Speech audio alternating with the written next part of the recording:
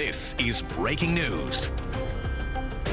Good afternoon. I'm Dick Brennan. Happening right now, the families of the victims of the Gilgo Beach serial killer Rex Heuermann are speaking after he pled guilty to 7 counts of murder and admitted in court he killed an 8th woman this morning. The District Attorney Rex Tierney and the families have gathered in Brentwood at Suffolk County Police Academy for this news conference. Let's listen in. Walked among us, play acting as a normal suburban dad, when in reality, all along, he was obsessively targeting innocent women for death. He identified these women, lured them into Nassau County, murdered them, and left their bodies in Suffolk County. He thought that by killing them, he could silence them forever and get away with murder. But he was wrong, because it was these victims, these women, who refused to stay silent. First, that silence was broken by the victims' families, who advocated for their loved ones and agitated for justice. Then the noise grew louder through the ensuing investigation and examination of the evidence that the defendant left at or around the crime scenes, as well as on the bodies of the women themselves, that further told the stories of these victims and what had actually happened to them. It was this evidence that ultimately was put together by the task force that proved to be the defendant's undoing and led to the pleas of guilt in today's court proceeding. And it is in this way that these murders were solved. And while we in law enforcement, as well as our Suffolk County citizens, mourn the loss of these victims, we are also grateful to them and to their families, because without them, this defendant would have never been brought to justice and would still be walking amongst us. And he would still be portraying himself as that same harmless father next door, instead of what he is, a convicted murderer. Ultimately, this case is really about these victims and their stories. It is not about this defendant. And I speak for everyone in law enforcement, and when I say we are honored and thankful for being able to have played a small role in obtaining a small measure of justice for these families. For decades, this case stood out as a painful scar on the face of Suffolk County law enforcement, Suffolk County government, the citizens of Suffolk County, and the victims' families as well. However, with the defendant's pleas of guilt today, it means that for the first time since the deaths of these women, we can turn to all of these same people and say, Rex Heuermann will be held responsible for the 1993 murder of Sandra Castilla, the 1996 murder of Karen Vergata, the 2000 murder of Valerie Mack, the 2003 murder of Jessica Taylor, the 2007 murder of Maureen Brainerd Barnes, the 2009 murder of Melissa Bartholomew, the June 2009 murder of Megan Waterman, and the September 2010 murder of Ms. Costello. Despite this tragedy, there's a lot of different emotions, and I guess the word for today, despite the tragedy, despite all those emotions, is thankfulness. We are thankful. We have a lot to be thankful for, despite these emotions. First and foremost, we are thankful for the victims and the victims' families who told their stories, their loved ones' stories, and defended their loved ones' legacies. Without them, we would have never truly gotten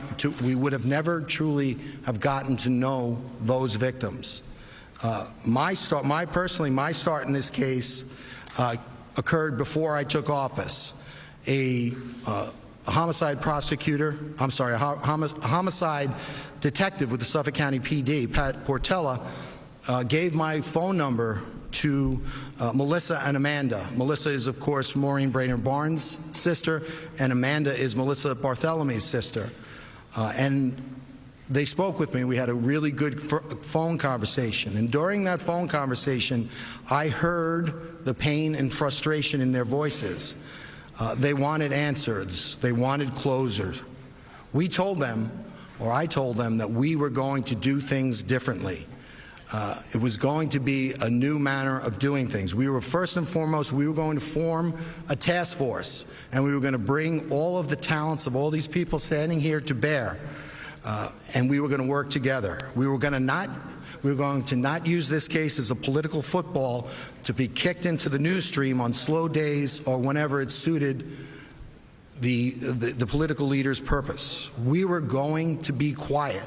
We were going to pretend as though it was business as usual in Suffolk County. And the reason why we were going to do that was because we knew what we were doing. We were playing to an audience of one. And that one person, of course, was the murderer. We wanted to lure that individual into a false sense of security. We wanted him to think he got away with this. And that was exactly what we did. And the reason why we wanted to do that is because when we solved this case and we had those arrest warrants and executed those search warrants, we wanted more evidence, and that's exactly what we got. So we were thankful for that. We were thankful we were able to bring this case to a close, but it started, our inspiration was these victims and their families. But those families were so much more to us. Through them, we truly got to know these victims. When we started, the victims were nothing but names on a blotter, black and white, writing on investigative reports. But once we spoke to the victims, they provided us with the color of these women, and we got to know them as the wonderful mothers, sisters, friends, and daughters that they were. And that inspired us even more to close this case, to come to a resolution. So again, first and foremost, we are thankful for those families. And I just want to individually, mention all of the families. The Brainerd Barnes family, I already spoke with Melissa, but I want to thank Melissa and her husband Chris and their children. Marie, who is Maureen's mom, Nicolette and Dylan, who are Maureen's two children. We want to thank them for their support, not only of Maureen, but for our investigation as well. And we want to say, on behalf of Suffolk County, we're sorry. The Bartholomew family, Amanda, who's Melissa's sister, Lynn, her mom, and Jeff, Lynn's partner. We want to thank them as well. When this case started, it started with the grand. Well, it didn't start, but the charging started with the grand jury, and Amanda, Lynn, and Melissa came down and helped us with the grand jury. And I remember when Lynn came in, it was about 2-day proceeding, and when Lynn first walked in, she appeared a certain way, and by the end of that second day, she looked completely different. You could see that having forced her to relive this, you could see the sadness in her face and in her eyes, and we're sorry for that. But without their cooperation, we wouldn't be here today. So to Amanda, Lynn, Jeff, and everyone in the Bartholomew family, we want to say thank you, and we want to say we're sorry. To the Waterman family, we have Megan's aunt, Liz, and we have her daughter, Lily. We want to thank them. We didn't get to know them until after the indictment, but again, the way that they stood by Megan and the way they supported us, we want to say to them, thank you, and we're sorry.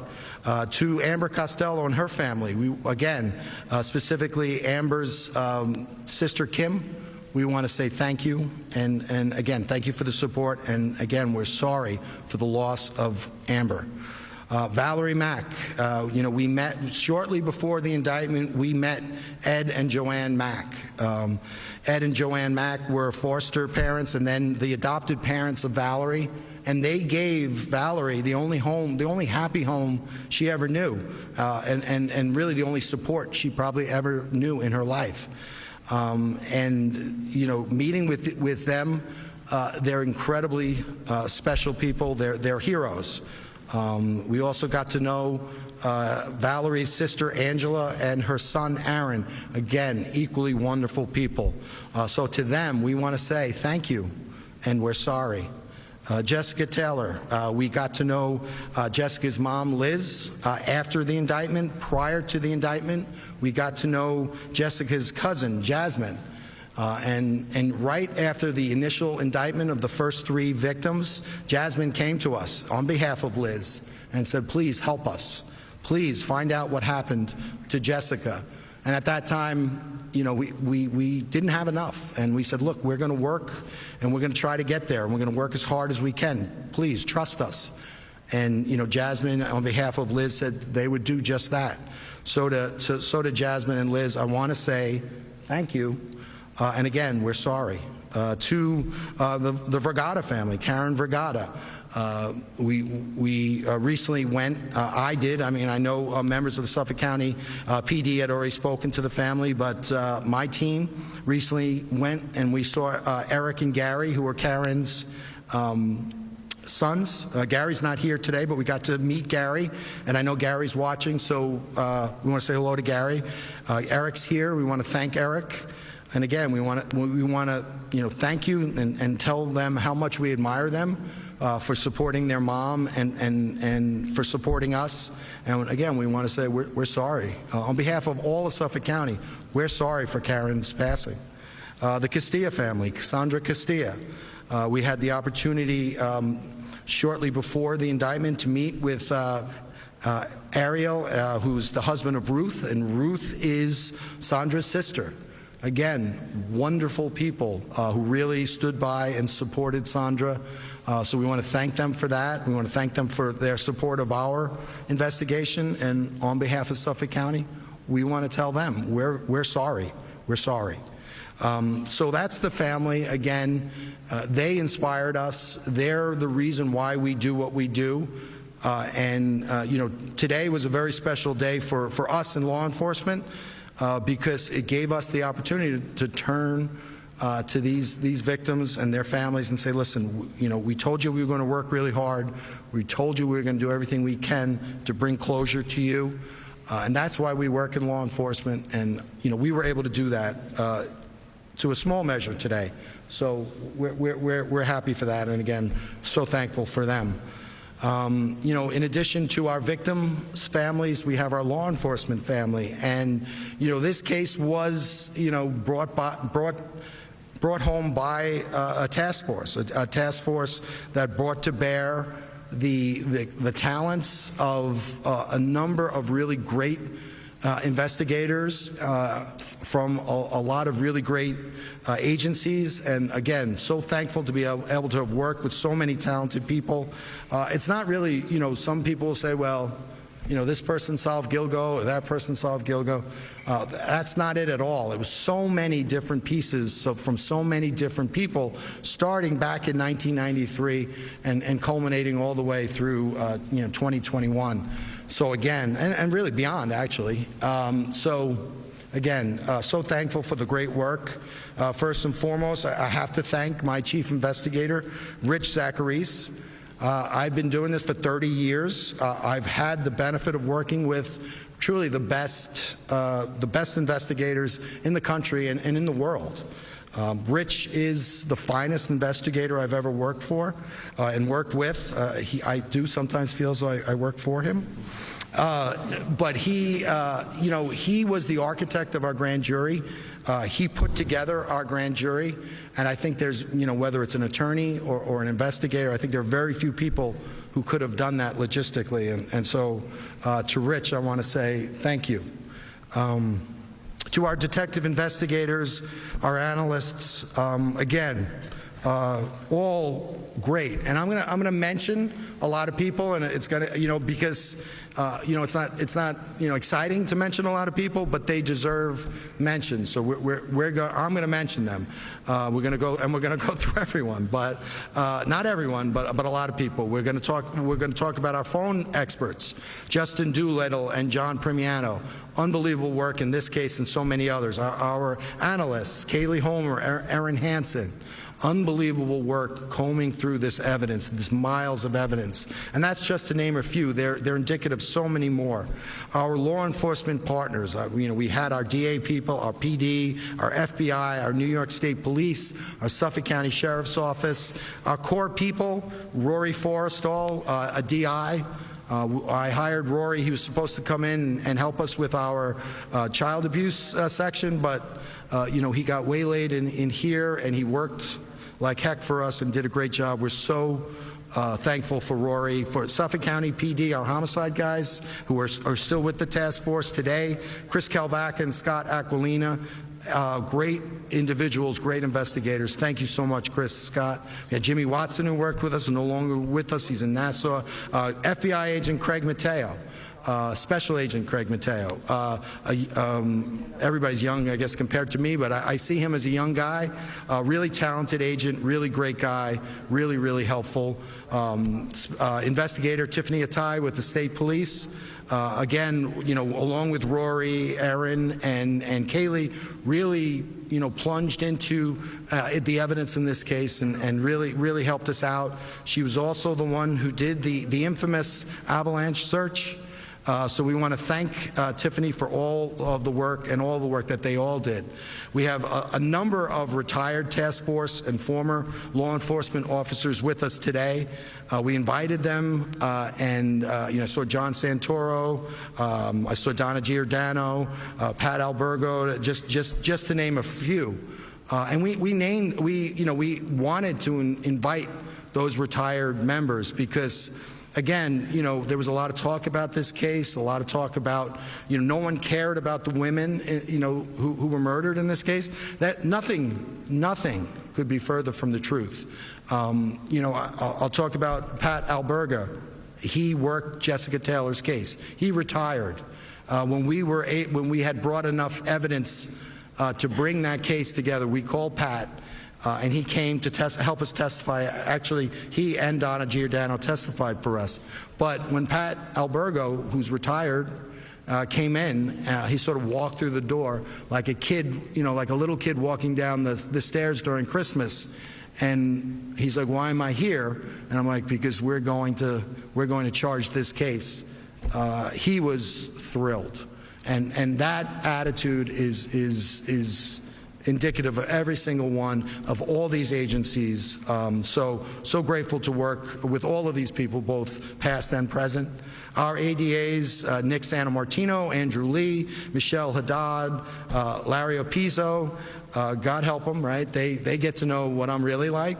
And so they were with us right from the very beginning, through the grand jury and through today. Great job by them. I want to thank them. My chief assistant, Alan Bodie, he really, along with Rich and we really thought a lot about how we were going to go forward with this case and planned a lot of things, from the grand jury, and he was really helpful with that. And also, he ran the office while I was running around pretending to be a lawyer. Our discovery expediters, our analysts, our paralegals, everyone. And that's just us. So now, we come to the Suffolk County PD, and, I'll talk a lot about Suffolk County PD was, with us every step of the way. Our police commissioner Catalina, our chief of department Bill Dougherty, our chief of detectives Sean Barron, a whole host of other people are with us today. We have our Suffolk County Sheriff Errol Toulon with us, as well as Undersheriff Kevin Heavey, as well as Undersheriff John Becker. We really want to thank those two agencies. We want to thank Errol Toulon, and we want to thank Police Commissioner Catalina. They're two phenomenal partners. I can say this about Suffolk County and Suffolk County citizens when it comes to Police Commissioner Catalina and Sheriff Toulon. You are all in wonderful company. In addition, with regard to our Sheriff's Department, they provided logistics and traffic and sex trafficking related intel throughout our interviews, helped us to identify a lot of potential interviews of inmates and other people who had been sex trafficked. So we want to thank Suffolk County Sheriff for that. With regard, we also have the FBI here. We have Special Agent in Charge Michael Raffa, who's the FBI New York Criminal Division. So Special Agent in Charge Raffa is in charge of the criminal division of the FBI in New York State. We want to thank Michael for coming in. We want to thank Supervisory Senior Resident Agent Don Osbacher, who's been with us from the very beginning. We want to thank them for lending us their expertise, and more importantly, their people. You know, the cell phone analysis that we all heard about, that was done by the CAST, or cellular. The FBI CAST stands for Cellular Analysis Survey Team, and specifically Special Agents Eric Perry and Mike Sabrick. Really unbelievable work by them. Eric, you know, he provided the drive time records, so those boxes, those areas of interest in Manhattan and in Massapequa Park. You know, that was developed because in 2011, Eric Perry drove with equipment through every single neighborhood and extensively mapped the cell phone coverage in those areas and allowed us with specificity to be able to develop these areas of interest. You know, that had to be done in 2011. The landscape changed, the cell sites changed, after Superstorm Sandy, the geography changed. So, you know, we went back to 2011, and that work that Eric did, and just phenomenal. So we want to thank the FBI. We want to thank Eric Perry and Mike Sabrick. They both created maps for us to use in the grand jury. They testified in the grand jury, as well as John Primiano from my office with the help of Justin Doolittle, and just great work. With regard to forensics in this case, I think I had said earlier that IgG, investigative genetic genealogy, did not play a role in this case. I was wrong. I had forgotten that IgG was used to identify victim Valerie Mack prior to my involvement in the case. So I want to thank the FBI and Lori Giordano for that. They also, with us, helped to identify Karen Vergata. So again, thank you. FBI, they provided surveillance of the defendant, both in the city and on Long Island, and their surveillance team. I was nervous. I had never met these guys. I had worked for them, worked with them as a federal prosecutor, but you know, that was a high risk, high reward thing. You know, if they get made, you know, everything comes down. If they get detected, but they weren't detected. Not only did they follow the defendant, but they you know, recovered the abandonment samples. So we want to thank them. Suffolk County PD, they recovered DNA from the defendant's house. We want to thank the homicide squad for that. And again, working together, we were able to really develop that DNA evidence. So we want to thank them. Also, we provided, the FBI provided a searchable account. Digitalized this entire file for us, so we want to thank the FBI for that. New York State Police. Today we have Major Chris Casal, who's the troop commander of Troop L. We have Captain Chris Jean, who works in Troop L as well. Again, they provided Tiffany Atai to our task force, who was integral to our success. They provided assistance to search warrants, of all the search warrants with regard to this case and all the various locations. They were on the scene with our Suffolk County Police Department gathering evidence. They transported evidence from the house to Suffolk County property, along again with Suffolk County PD. The avalanche truck, they transported it from South Carolina to our lab. There was a Ram Charger from Pennsylvania that was associated with the Sandra Castilla case. State troopers took that from Pennsylvania, brought it to our lab. We were able to develop evidence linking that truck to the murder of Karen Vergata. We want to thank them. They provided us with K-9 units along with the NYPD, Suffolk County PD. I want to thank all of those agencies. I want to thank Nassau for helping us with the search warrant. I want to thank Nassau County DA's office for helping us with the prosecution of the weapons case. Our Suffolk County Crime Lab, we want to thank them. Tremendous work. I particularly, is Clyde here? Where's Clyde? Clyde, raise your hand. Where's Clyde? All right, Clyde's all the way in the back as usual, hiding. So Clyde was the hair analyst in this case. He collected hairs from all the victims in this case, save for Jessica Taylor. And he pushed the PD and he pushed our office to send certain hairs out for mitochondrial and then later nuclear DNA testing. And when we started this case, he was working with Nick Santomartino in my office, and he was recalling with great specificity certain hairs of interest that he thought were really going to bear fruit. And I was talking to Nick, and I was saying, does this guy really, like, is he really, like, did he really, was he this meticulous? Is he this sure? And so Nick said, sit down with him, sit down with Clyde. And we sat down with Clyde, and, to go to a crime scene, in the 2000s, and not have the capability to get nuclear DNA, but yet to be so precise and exact in gathering evidence, cataloging the evidence, safeguarding the evidence, and then being able to advocate for its use.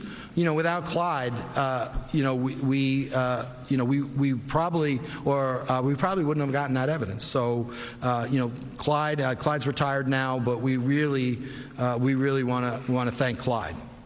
Bob Jenna, he collected hairs on the Castilla case. He recovered 2 hairs. He was the former chief of Suffolk County Crime Lab. He's retired. He collected 2 hairs on Sandra Castilla, did a great job, similar to Clyde. Don Doler, the former chief, he was the chief of the lab when we started this. Great job. We want to thank him. Connie Dinkle is the current chief of the lab, and she did a great job and continues to do a great job. We want to thank them. Bob Bauman, Helen Wong, Liz Sepulveda, Kerry Anito, Craig Hamer. All of these forensic scientists did a fantastic job, and we want to thank them. Again, they were in the house with our law enforcement partners, gathering this evidence meticulously, precisely, and without. I was thinking about this. This isn't a cast of hundreds. When you look at when you bring all this together, it's a cast of thousands. So we want to thank all of those individuals. Office of Chief Medical Examiner, City of New York, Brad Adams, Mark Desire, and Neha Desai. Brad Adams was the anthropologist. He identified the Gilgo 4, and he was the one who urged investigators to go back after the discovery of Melissa Barthelemy, which resulted in the discovery of the 3 other victims known as the Gilgo 4. Mark Desire is the assistant director of biology of the lab. He was our liaison. He made all of his people available to us. Ms. Desai, she testified for us in the grand jury. Her DNA analysis led to the identification of the Gilgo Beach 4. Again, she testified in the grand jury. A fantastic job. Our outside experts, mitotyping technologies, Gloria Dimmick and Jenna Manges. Gloria testified first in the grand jury. Fantastic scientist, fantastic person. Astria Forensic, Dr. Ed Green, Dr. Christina Valencia, Kelly Harkins Kincaid. Those scientists with Astria are at the very top of their field, and they did something revolutionary in this case, and they've set the bar high going forward, and we're going to be able to utilize this technology going forward to solve a great many cases. So we want to thank Estrella Forensics, and I want to tell you, if you think you're smart, you should spend a week with Dr. Green, and then suddenly you realize maybe you're not as smart as you think you are. At least that's the sense I got after spending time with all those great scientists. NYPD, again, they helped us with the cadaver search in April of 2025. We had individuals from their TARU unit testify in the grand jury with regard to phone calls made by the defendant. They helped us to attain records, missing person records involving in this case, spanning back years and years. Again, at a drop of a hat, even though it wasn't their case, they came in and helped us. Scarborough Police Department, With regard to Megan Waterman, the Megan Waterman case came in as a missing person case, and it went across the desk of a detective, Don Blatchford, who's here with us today. And Don, gathered the evidence and really did everything he could to try to locate Megan. And when the trail took him to Suffolk County, he didn't stop. He continued to help us in our investigation. He brought the Waterman family to Long Island for interviews and for court proceedings. He testified in the grand jury, and he's had a long, illustrious career in Maine. He's going to retire, but he held off his retirement to see this case through. And again, I talked about the Suffolk County PD guys who cared about these victims. Don Blatchford is another individual who cares about these victims, like all of the people in law enforcement. So we want to thank them. United States Secret Service, with the massive digital evidence in this case and their forensic science division, all of the massive amount of digital evidence, they helped us process it. We had their forensic science division, we recovered a Bounty paper towel off of the crime scene of Megan Waterman. They processed that and they compared that to the same Bounty towel that we recovered in the home of the defendant. They matched, and this was a memento that we argued the defendant kept. Would have been a key piece of evidence, so we want to thank the Secret Service for that. The telephone carriers, Verizon, T-Mobile, Sprint, Nextel, and AT&T. Again, phone records spanning back to 1993. We've got to get those records and evidence. Again, Rich Zacharias was integral in this, but they went above and beyond they went above and beyond for us because they knew this case was important. We want to thank them. With regard to the court staff, Judge Mazie and his staff, I want to thank them for their courtesies, and I want to thank them for all that they did in their professionalism. And this is a difficult case, and they handled it with aplomb.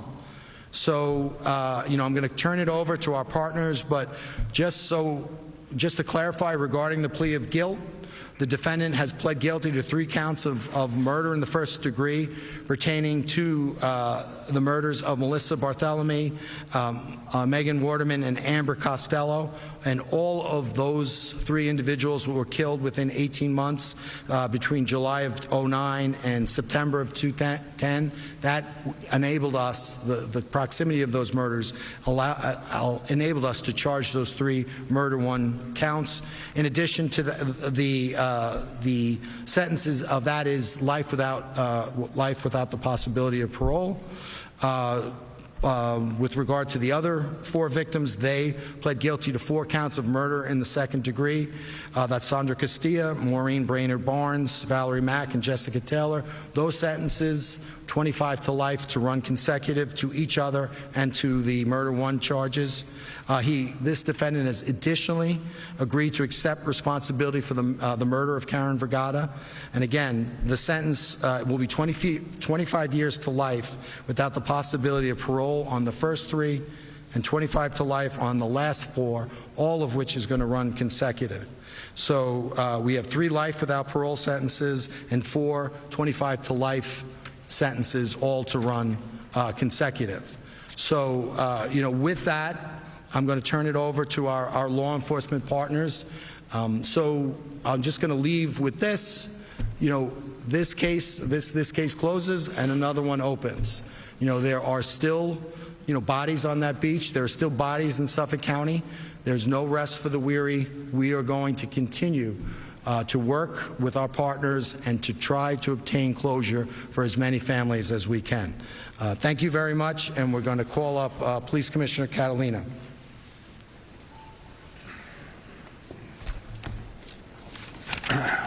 Thank you, District Attorney Tierney. The calm, serene, almost grandfatherly image that Rex Heuermann portrayed since his arrest was a lie.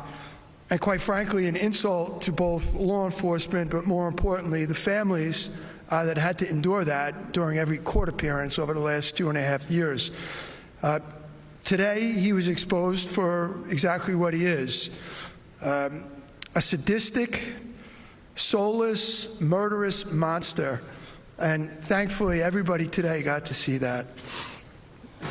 Suffolk County officials speaking at a press conference on the day that Rex Heuermann is pleaded guilty to 7 murders, the Gilgo Beach murders. In addition, has taken responsibility for an 8th murder. We just heard he's going to spend most of his life, all of his life, the rest of his life in prison. To break down the case further, we're joined by 2 experts, Rodney Harrison, the former police commissioner for Suffolk County, and for legal analysis, trial attorney Richard Schoenstein. Rodney, to you, first of all, you lived this case, certainly the end of the case. What are your feelings today? There's a level of joy, but it's also a little bit of bittersweet because once again, we have 8 victims that have lost their life to a senseless type of crime, to a psychopath who brutally murdered them. But this case took too long to come to this point, and I'm just glad that we were able to come together with a partnership with the law enforcement organizations and bring somebody to justice and hold them accountable through the judicial process. So, you know, in the line of work of law enforcement and doing investigations, you never want to ever see anybody hurt. You never want to see anybody killed. But just being able to identify somebody and make sure that they'll never see the light of day again is makes us a good day. Yeah, I mean, these families, you can only imagine their pain. This has gone on for decades. 1993, Amber Costello later in the 2000s. I mean, it just went on and on and on, ending in 2010 before ultimately there was a finding, there was a breakthrough. A lot of people are saying, what took so long? Well, let's look at this. It's 17 years, 8 bodies that we know of. Through that time frame, he was a calculated killer. The way he dismembered bodies, the way he dumped these victims all over Long Island made the investigation very, very difficult. Did the investigators, starting back in 2010 when the first body was discovered on Ocean Parkway, could they have done a better job? You know, you always second guess. Homicide investigations are not easily solved. I want to believe that there was some good work in the beginning of the investigation, but unfortunately, sometimes what you see with serial killer cases, they get put in the back burner. So the creation of the task force and putting this on the front burner, and I got to make sure that Steve Ballone, the county executive who brought me in to rejuvenate this investigation, gets his accolades. I want to make sure that Kevin Byer, that oversaw the task force, he gets the credit that he deserves for regarding putting a team together and identifying a person of interest who ended up being Rex Heuermann. And Rex Heuermann, Rich Johnson, a lot of people are questioning why the sudden attempt to just plea out. Why? Why so soon? Well, I think it was because of inevitability and the futility of his defense. Whatever you want to say about the early days of this investigation, the law enforcement efforts, both the police and the prosecutors in recent years, was extraordinary. And he lost 2 key motions last year. One, the decision that these cases would all be tried together, all 7 victims in one trial. And 2, the decision to allow the modern DNA evidence into the case, that evidence would be entered. And he had no path to an acquittal, no path.